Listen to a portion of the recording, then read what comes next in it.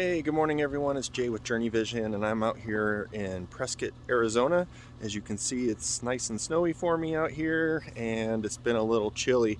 I'm out here at my friend's Dace's house. I've been staying on his property for the past week and we have been slowly working on his Grand Caravan build. He has a 2008 Dodge Grand Caravan, so we've been working on a conversion on that and I'm hoping to show you guys what we've been doing. It's a really neat project. Dace has done a great job on his van so far and he somewhat mimicked my build of Odie. So Dace, why don't you bring us up to speed where you're at in your build process? Probably about 75 to 80% done with what my original idea was. That's huge, that's huge. And what's been the hardest part so far of your build? Hardest part of it has probably been like the least expected thing that was really difficult. And honestly, out of everything that's happened in here, which you'll see more about, I think after having the headliner removed, getting it back in by myself was by far the hardest thing to do. Like it felt impossible and I had a very tight timeline before a trip I was taking. So yeah, to get something that's like 9.5 feet long by like almost 5 feet wide back into a van and like screwed down in the proper places was a nightmare. That was definitely the hardest part. Yeah, that's impressive, Dace. You're a braver man than me. I did not dare to pull out my headliner, so well done, sir. Yeah. So what's next for your build? What do you have planned? So we're gonna finish up these cabinets, like I was just mentioning, put the cubbies in there, get some storage in place. And then I'd really like to build a bed. I kind of go back and forth on what this is gonna look like, but what I think it's gonna end up being is kind of like a trifold slat bed system. So there'll be one piece back here that folds up to be like the rear end of a couch, and then in the middle here there's going to be a slatted section so you can sit on it as it's, you know, your seating area for the couch, and then pull the last piece out to make for a long bed. I'm a pretty long guy, I'm 6'4", so I've got to be able to use the entire length of this small space. So I'm pretty excited to get started on that project, and I think that'll be like the kind of finishing touch when I can feel comfortable and like have a full-size bed in a minivan with all my stuff tucked away. I'm pretty excited about that. All right, Dace, well, let's take a look at the roof of your van, and why don't you show us what you've done as far as solar and your roof vent goes? Yeah, so I've got a 100 watt Renogy, I think this is an Eclipse model solar panel up here. And when I was building this, it was really important to me that the solar panel doesn't sit on top of the roof rack and take up all the space on these bars. I really like to still be able to put stuff up on here, like surfboards or, you know, kayak or whatever. Smart. So I really wanted to find a way to kind of mount it more flush with the ceiling so I could still put things over top of it if absolutely necessary. And I actually used a piece of aluminum angle here and some hose clamps, and basically you can just cut this angle to length. I got lucky with the Dodge Caravan. It can just set the angle pretty much directly on the roof rail right here. It sits really flat, and then I just dremeled out a couple of little notches here for the hose clamp and did that on all 4 sides, so right down here and then in the back as well, and that way it keeps it sitting really nicely flush. When you step down you can't even really see it. Like, no, that's incredibly stealthy. Very, very well done. Very stealthy. Yeah, I was okay. And why don't you show us your roof vent, since we're taking a look at the roof of your car? So if you're thinking about building a van or converting one, I kind of recommend doing this because it really felt like a point of no return when you take a jigsaw and drill like a giant 6-inch hole in the top of your van. Like, you know, there's no going back at that point. Like, you got to finish it. So yeah, it's just your kind of standard vent line. I think it's called a van air fan. You've probably seen these in a lot of the smaller vans, but it's a manual. It just pops up like that. And so Dace, you removed your heater core, correct? Yeah, there's the heater core, which I think you just saw, was taking up basically this entire space right here, and like the ducting was coming up into the ceiling as well, because that's where the air conditioning vents are, and then there was a big piece of it right here as well, just basically this whole side of the van. And tell us about that process. How was it removing the heater core? Actually, it wasn't as hard as I thought it would be, but it did have a big surprise. So once I got all the trim panels off and kind of got everything out of the way and just saw the heater core there, it was pretty easy to kind of get in there with some tools and just disconnect all the bolts and pull the whole thing out. But I waited to do that until I got the lines capped at the front. So if I were to try and do that and there was still like the coolant the refrigerant lines and a heater core, or sorry, the heater lines, all that stuff still attached, then I could end up with a pretty, I think, costly mess to take care of. So before I did this process, I actually went to, I think it's Auto Cooling Solutions, if I remember correctly. Okay. And you can find them online, and they have little AC block off kits that you can order. This is not the only way to do it, but it's just the easiest. And they basically, what they do is they kind of cut the lines at the front up by the control center, and then they just plug it with these AC block off lines.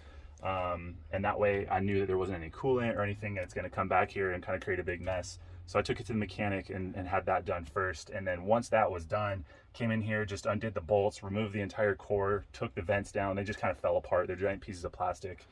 And then once I got that out, it was actually a pretty easy process, but there was a giant hole in the van here. So what you'll see right here is a steel plate that was put in place of it, but this whole thing underneath here was just like a big rectangular hole that I was not expecting. It kind of scared me a little bit, especially because this is directly over the exhaust and where the diesel heater exhaust was going to be as well. So a piece of steel up here, and then there's one on the underside of the van too, behind the wheel well. And we did have to remove the wheel to kind of take care of that and get all those rivets in there. And it was a 2-person job. Definitely, that was definitely a challenge. It might not be the only way to do it, but we wanted it bulletproof. I didn't want any sort of CO leak or in here or anything. So Dace, why don't you show us your Goal Zero? So you're using a Goal Zero for your main battery system and electrical, and then also we're really interested in your diesel heater. Okay, awesome. Yeah, so I put both of those things back here in this back compartment. So just like all minivans, there's a big kind of storage area back here where the 3rd row seats fold into. And I really wanted to utilize that, so I just kind of cut out an access panel from the plywood there. You can move that out of the way, and this is a work in progress, so it's pretty messy right now, but the gist of it is this is a Goal Zero. This is a Yeti 1400 right here. Certainly not the cheapest option, but definitely the easiest as far as plug and play. Over here is where I decided to do the diesel heater. This was another really big project.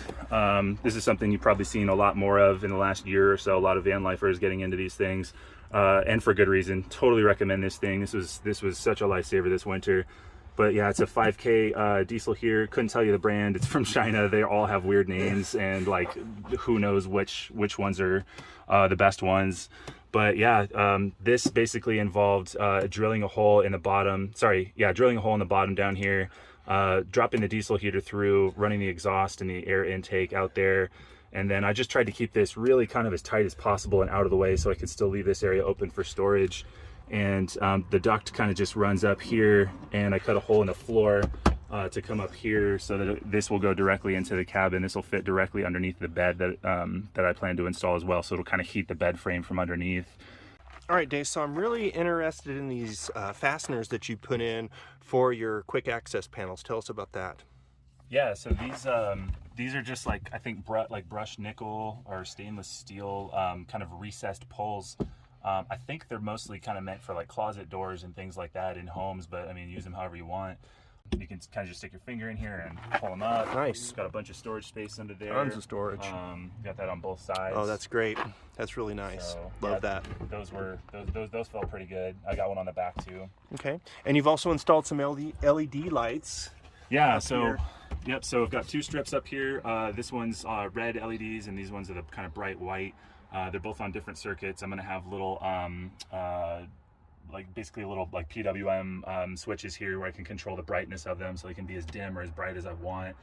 I'll put a little piece of like acrylic or some other light diffusing material over the top there, so that they're not super bright, but it kind of just fills the space with a kind of a nice soft either red or white light. Specifically the red, the reason why I chose to do those was if you're out doing photography or just appreciating the night sky or something, whenever you kind of come back into a place, you don't want to destroy your night vision by having a bright light. So I really kind of wanted a dim red one that I could turn on there. Yeah, to each their own. Everybody has different strategies in their van life, and it's definitely one of the things I love about this lifestyle. So let's take a look at your refrigerator, Dace. I know you have a pretty good sized Dometic fridge. Yeah, so this is I think it's the CF18. This is a pretty popular model, and I've got the kind of insulating case around the outside too to kind of help during really warmer weather. But yeah, I just took out the center console between the seats. I did a lot of research to make sure I got one that fits. I think this is the only model that fits between the seats of these Grand Caravans, but it just opens from the back there. It's got about 18, what is that, cubic somethings? cubic, not cubic feet, there's no way. Cubic liters. So. Okay. But yeah, it's been enough for me. It's great. It's pretty deep down here, and you can freeze. I mean, it goes below freezing, so if I wanted to, I could use this part as a freezer. It's got a little basket that I could pull out there if I wanted to like go camp outside or something. I can take all that stuff with me, store some little drinks up there at the top, and then just close this. And the other nice thing about having this insulating cover on the top is that it does a pretty good job replacing the armrest. It's pretty soft on the arms, and it's right about the right height. Yeah, you took out the armrests, so. Yeah, that's right. I had to take these out to make it fit. Actually. So Dace, you really went out of your way to install a full floor in your minivan. We all know how difficult that is. Minivans do not have a single right angle or a single flat surface in the back when you remove everything. No. So tell us how you pulled that off. How did you get a flat floor in here? I think the first thing was get everything out of there. Like take the carpet out, take everything that was in your way out, and once you kind of have everything out of the way, you see what you're working with. You were a huge help with this too, but once you get everything out of the way, you can kind of start laying some braces and playing with different sizes of wood from the front to the back.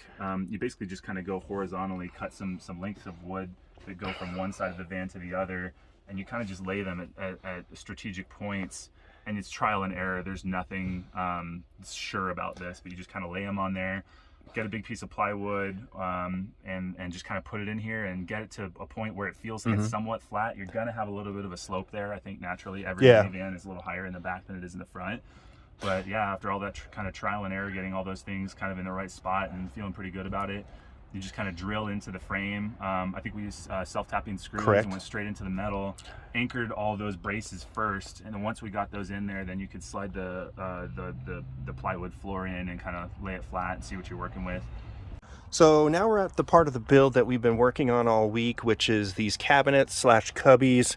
They've been incredibly difficult to build, and to get a finish where it fits this tight against the trim and the molding and the window is incredibly difficult. So well done, Dace. Why don't you show us inside what type of storage you're going to have if you remove the top of this? Sure. So a little bit of a work in progress here so I can hold it together. So this top piece comes out. This was definitely the hardest piece to shape. I think we spent a couple of days just getting this piece right alone. Lots of little curves, as you mentioned. So back here you kind of can see unfinished storage area. So lots of insulation down here. This is all the kind of like denim backing with like a reflective front. Now, how does this cabinet attach to the van? So it kind of comes in a few different pieces. The front here is basically, so I'll pull this off. So you got a couple of edges there like that that are cut to match the slope of the van wall and the slope of this front cabinet here, and it kind of just fits together like a puzzle piece. There is an anchor down here. We've got it unattached right now, but this screws down into the floor. The front piece screws into this. This weird side piece took a lot of fabricating. We had to kind of go back and forth on getting the angles right on that, but this provides support here in the corner. This front piece right here, the giant one that's going to have the cubby holes cut in it, one big piece of plywood. We've got a brace across the top here to kind of keep it nice and flat. And then down here at the bottom, this was something that was really kind of a little bit of a challenge to figure out, but I think we did a good job in getting these cleats down in the floor. So if you look, these are actually not, instead of these being attached to the top of the floor, which I think is customary, that's fine. But if I were to attach these to the top of the floor, that means that the cabinet would come out a little bit further. And I really wanted to maximize every inch in here. So we came up with the idea of screwing these cleats into the side of the plywood here. So there's about 5 screws that go in the side of the plywood there, and the same thing up there. And there was not enough room to do a cleat all the way down in front of the wheel well, so we did it in both spots here. And I think that provides us enough stability to be able to get these cabinets then screwed into those on the bottom. Well, fantastic. Well, we're going to be working hard the next couple days trying to get these cabinets finished, get some shelving done, get some cubbies cut, and hopefully I get to show you guys that part of the build as well.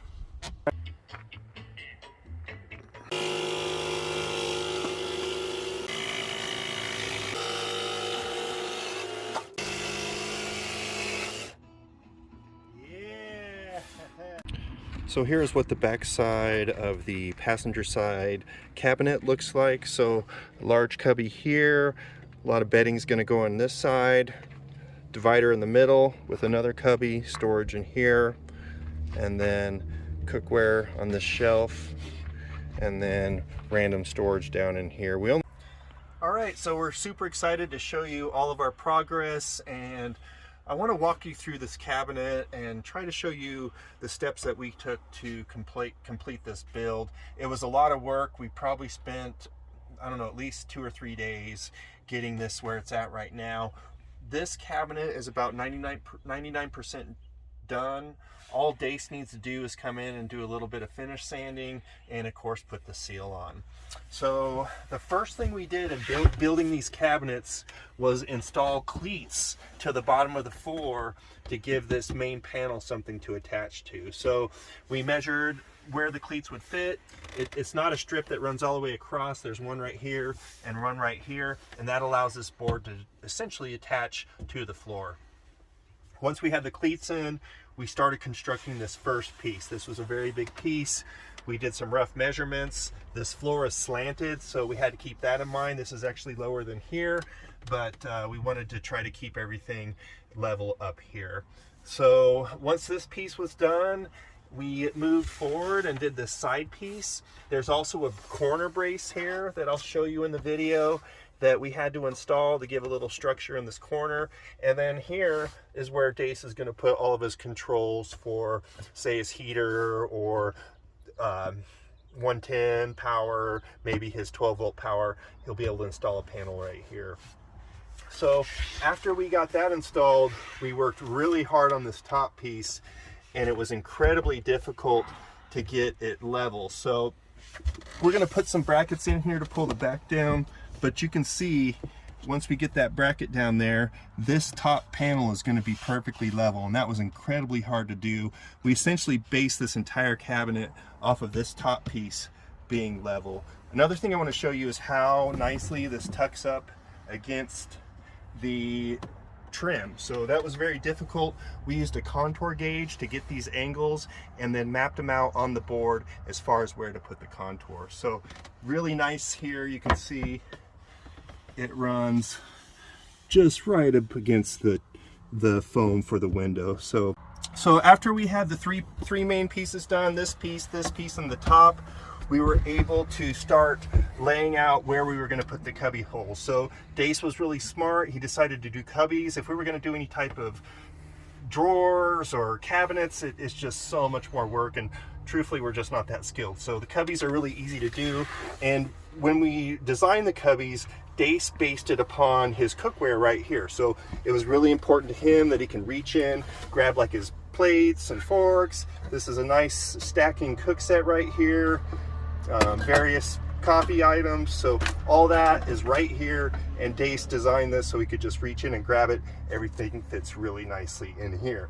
So this little cubby is nice. So the idea of these cubbies is you can take advantage of all the awkward space behind this cabinet wall right here. So nothing's really finished out behind that other than the insulation, which is fine.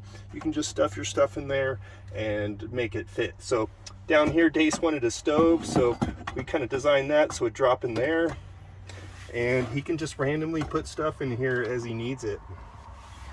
This part I really like. So this cubby, he wanted to make it where you could still have a speaker. So he saved a 6x9 speaker back here, and we actually put dividers so the speaker could still play through. If he wants to, he can store stuff in here. Hasn't quite decided what's going to store in here, but you can see it fits this big giant Stanley thermos. So lots of room in there. Now, this last cubby, the idea is all his bedding. So when it comes time to put away the bed, he can just stuff it all in here. Lots of nooks and crannies to take up that space. And then when he's done, he can just pull it out of the cubby. So cubbies are great. They're super convenient. You can come up with all kinds of different packing cubes or clothing bags, whatever works for you, to fill in these cubbies and make it work. Now, I will be honest, there was a lot of shaping and test fitting and pulling pieces in and out, sanding them, hitting them with the jigsaw again. So a lot of just trial and error to get these pieces to fit right. So if you are looking at doing a cabinet build like this, just be prepared to take a lot of time.